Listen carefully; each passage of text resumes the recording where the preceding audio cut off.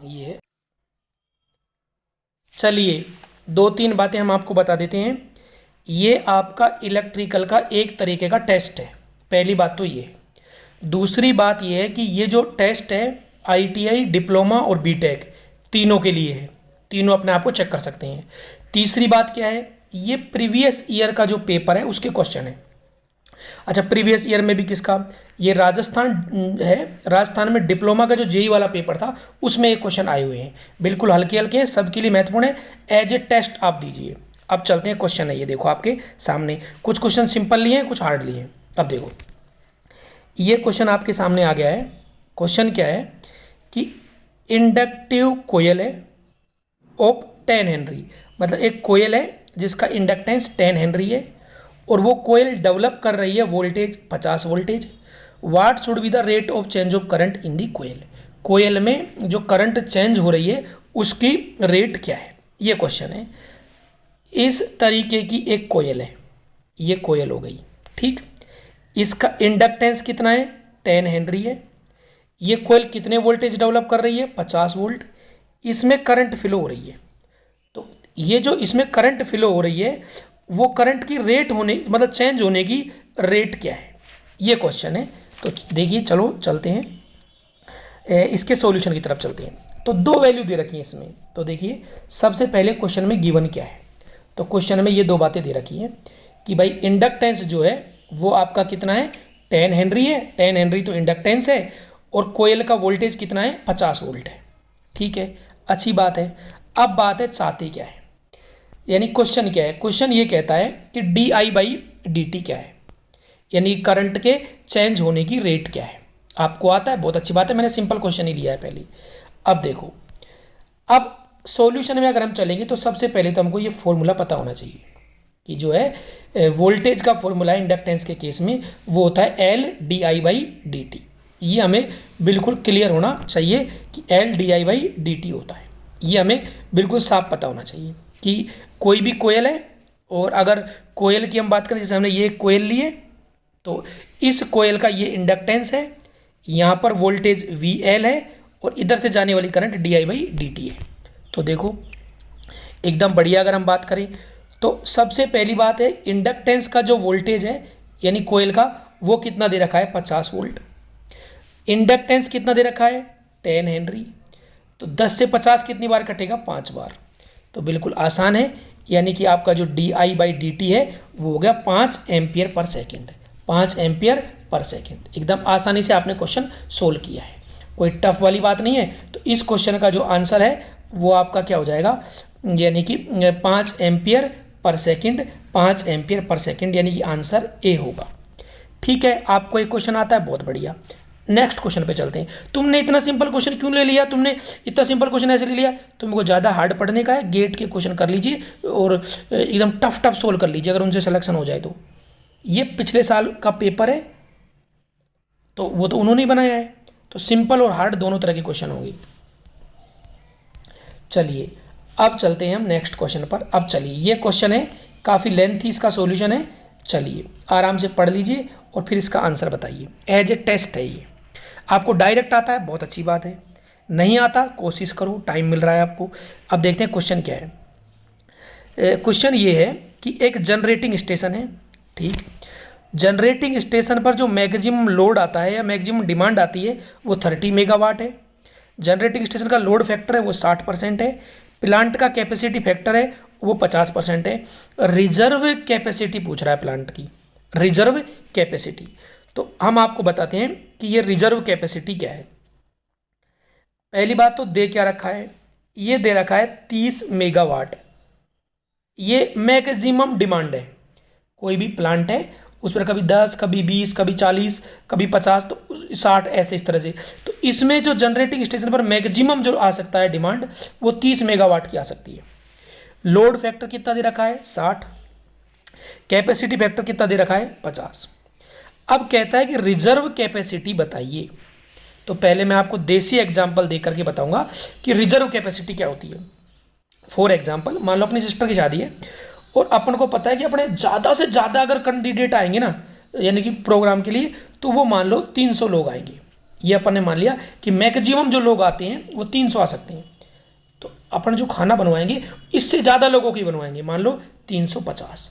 तो मैक्सिमम संभावना कितने लोगों के आने की थी? 300 की, लेकिन अपन ने बनवाया कितने का? 350।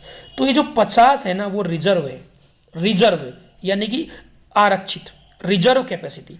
तो कहता है भाई रिजर्व कैपेसिटी बताइए। तो अब तक आपने सवाल सोल्व कर लिया होगा, जितनी देर में बोला हूँ कोई बात नहीं, एज ए टेस्ट है। अब मैं आपको इस क्वेश्चन के बारे में बताता हूँ कि कैसे हम इसे सोल्व करेंगे। तो देखो हमें चाहिए रिजर्व कैपेसिटी। तो देखो सबसे पहली बात है दे क्या रखा है हर क्वेश्चन में। अच्छा तीनों के लिए, ITI डिप्लोमा बीटेक तीनों के लिए ये क्वेश्चन में दे रखा था एकदम साफ, ये चीज़ें ये बातें दे रखी थी कि भैया जो है आपका मैक्सिमम डिमांड है वो 30 मेगावाट है, जल्दी मत करो, लोड फैक्टर 60 है, कैपेसिटी फैक्टर 50 है। बढ़िया, बहुत बढ़िया। अब कहता है कि रिजर्व कैपेसिटी बताइए, कि ये जो है आपके सामने आ रही है रिजर्व कैपेसिटी। आपको बताना है कि रिजर्व कैपेसिटी क्या होती है। तो मैंने आपको बताया कि भाई रिजर्व कैपेसिटी जो है इसका फॉर्मूला ये है, ये देखो ये आपके सामने आ गई रिजर्व कैपेसिटी। धैर्य रखो, ये है रिजर्व कैपेसिटी। क्या है रिजर्व कैपेसिटी? यानी कि आपका जो है प्लांट की कैपेसिटी माइनस मैक्सिमम डिमांड। यानी कि भाई प्लांट की कैपेसिटी तो ज़्यादा ही होती है, तो रिजर्व कैपेसिटी होती है प्लांट की कैपेसिटी माइनस मैक्सिमम डिमांड। यानी मैक्सिमम 300 लोग आ सकते थे, लेकिन अपन ने व्यवस्था की 350 के हिसाब से। तो मैक्सिमम डिमांड से भी ज़्यादा होती है प्लांट की कैपेसिटी। तो प्लांट की कैपेसिटी में से अगर मैक्सिमम डिमांड घटा दें तो रिजर्व कैपेसिटी आ जाएगी। अब बात यह है कि इस क्वेश्चन में दे क्या रखा है। इस क्वेश्चन में मैक्सिमम जो डिमांड है वो दी हुई है, यानी कि 30 मेगावाट मैक्सिमम डिमांड दी हुई है। तो हमारे पास क्या नहीं है? प्लांट की कैपेसिटी नहीं है। आपको PDF भी मिल जाएगी, टेंशन ना लो।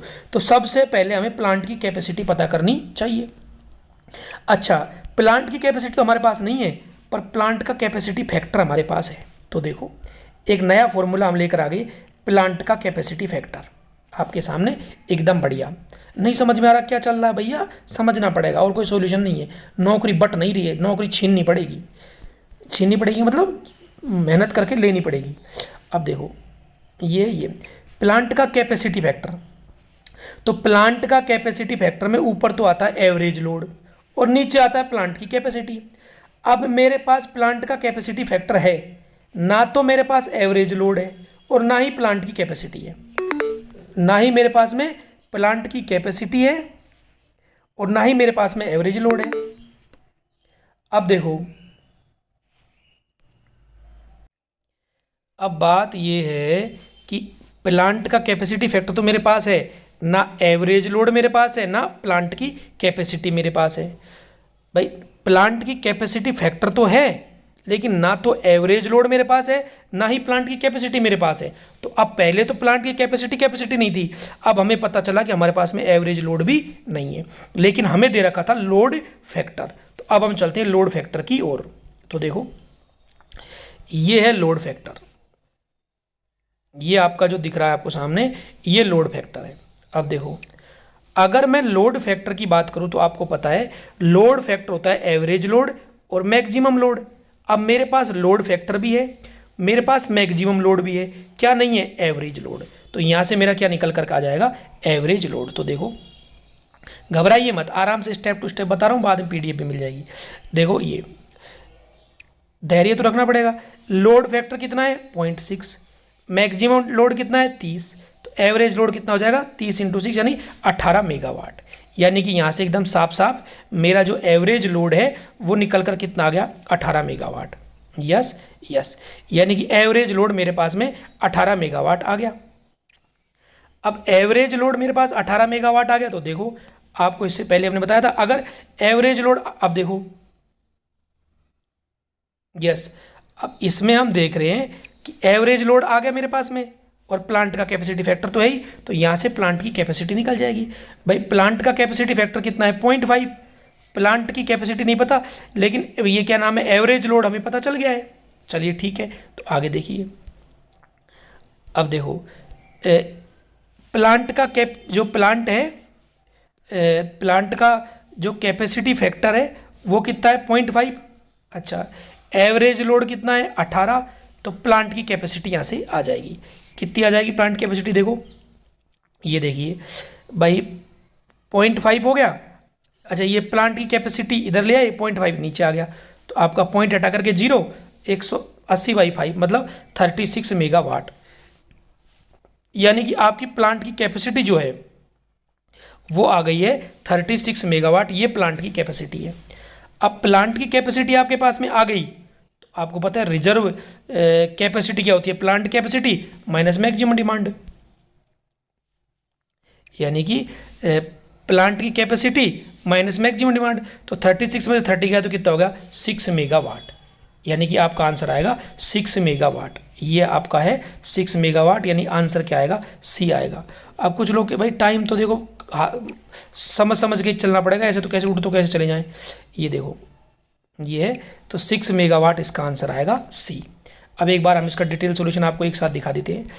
वास्तव में ये सॉल्यूशन है एक साथ, यस यस,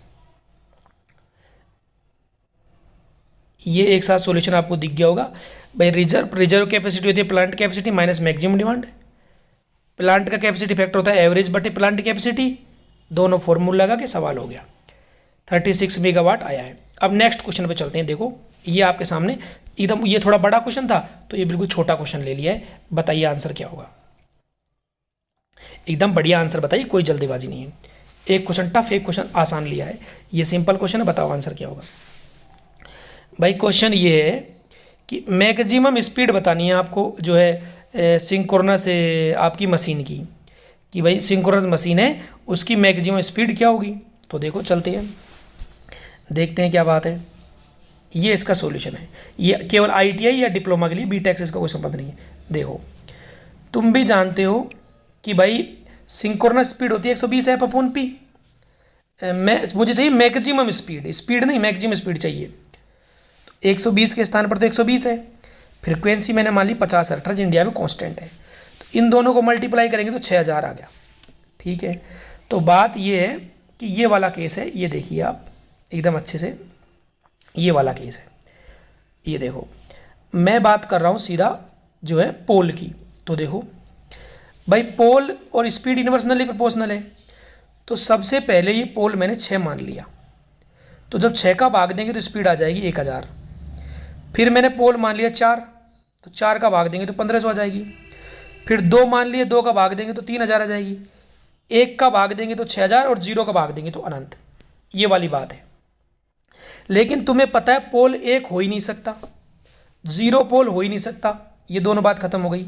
तो मिनिमम जो पोल की संख्या है वो 2 होगी, और जब पोल की संख्या मिनिमम होगी तो स्पीड मैक्सिमम होगी। तो मिनिमम 2 पोल पर अगर हम बात करें, मिनिमम 2 पोल पर जो स्पीड है मैक्सिमम वो 3000 आरपीएम होगी। यानी इसका आंसर कितना होगा? 3000 आरपीएम होगा। बिल्कुल आसान क्वेश्चन है, आईटीआई वाले पेपर में आ सकता है, डिप्लोमा वाले में आ सकता है। तो यानी आंसर क्या आएगा? ये इसका सिंपल 3000, यानी इसका आंसर होगा बी। डन। अब नेक्स्ट क्वेश्चन पे चलते हैं।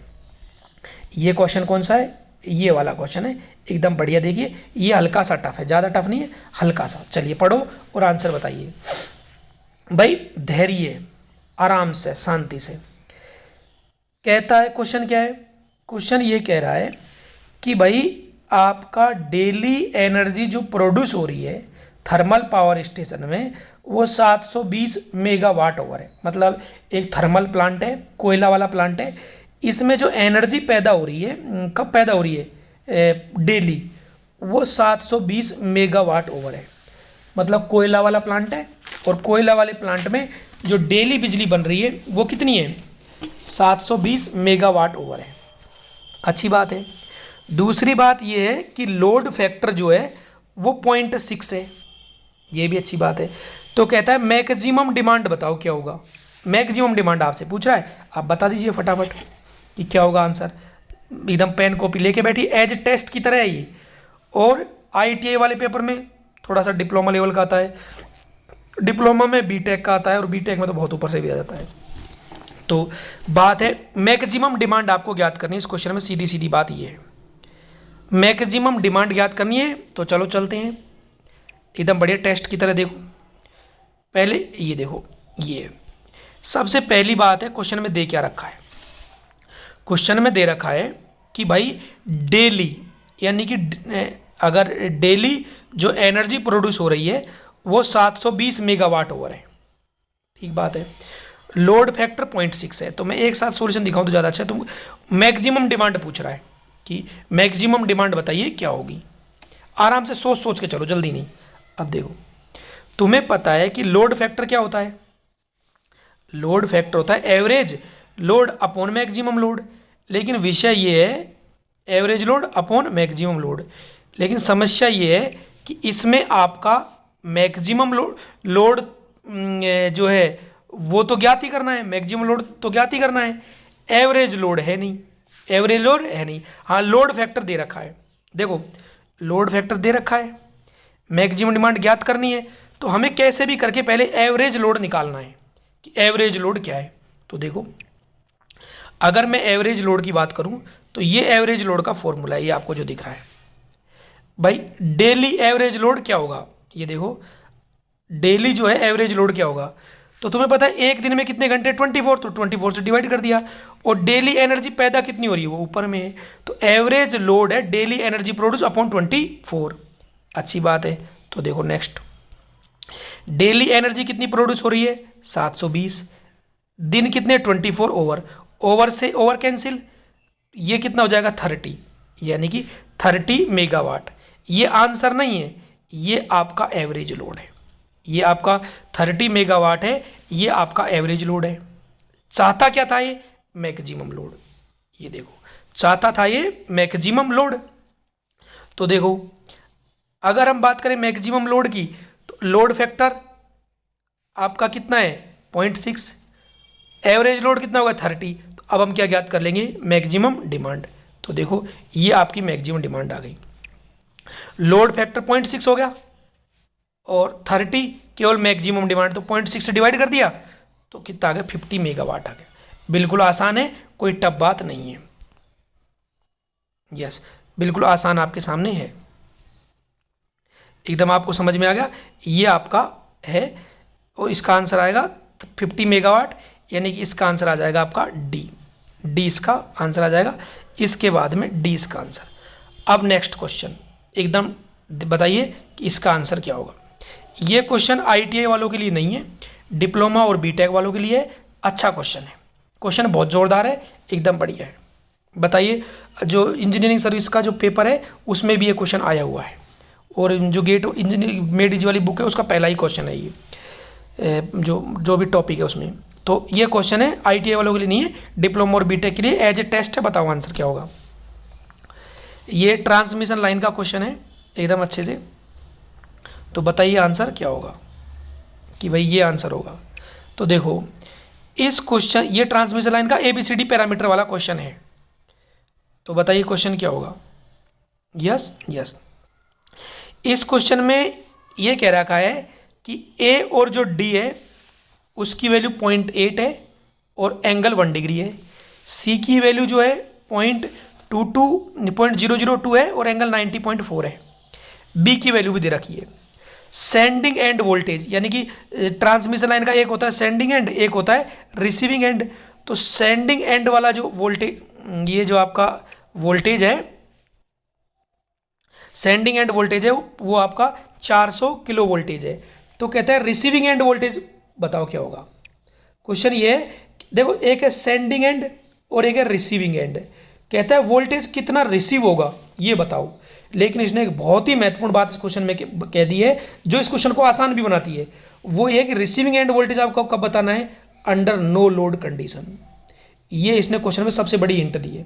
अगर ये बात नहीं देता तो ये क्वेश्चन और ज़्यादा टफ हो जाता। लेकिन इसने कहा कि रिसीविंग, देखो, एक तरफ से अपने वोल्टेज सेंड किया, एक रिसीव किया, तो रिसीविंग एंड का वोल्टेज बताना है, और बताना कब है, नो लोड कंडीशन में। अब बताओ जरा क्या होगा आंसर, आराम से सोच लीजिए कि भाई ये आंसर होगा इसका।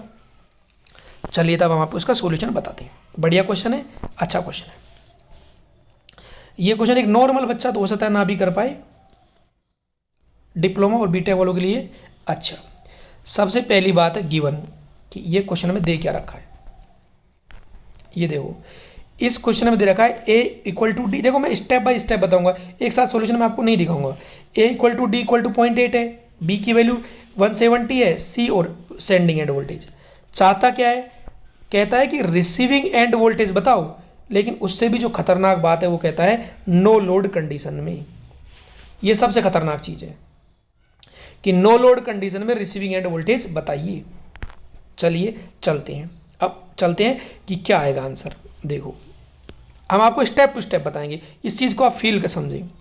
अब देखिए, आपने एक इक्वेशन पढ़ी होगी कि जो है आपका ये वाला मामला है, ये देखो कि सेंडिंग एंड वोल्टेज जो है, ये देखो सेंडिंग एंड वोल्टेज और sending end current, A B C और डी, रिसीविंग एंड वोल्टेज और रिसीविंग एंड करंट।